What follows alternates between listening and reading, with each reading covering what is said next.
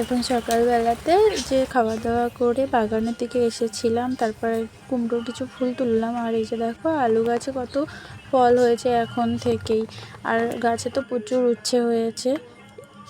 তারপর ঘরে এসে দুপুরে রান্নার জন্য ডাল আর আলু সেদ্ধ বসিয়ে দিয়েছিলাম, তারপরে এখানে ভাত বসিয়ে দিলাম আর ব্যাস রান্না বসিয়ে দিয়েছি। আজকে দুপুরবেলাতে রান্না হয়েছিল শাক, আলু ভাজা আর ডাল আর কুমড়ো ফুলের বড়া। তারপর সন্ধ্যাবেলাতে বাবা মা বাজারে গেছিলো, তো এই তাকটা নিয়ে এসছে আর এই যে কিছু খাবার দাবার নিয়ে এসেছিলো।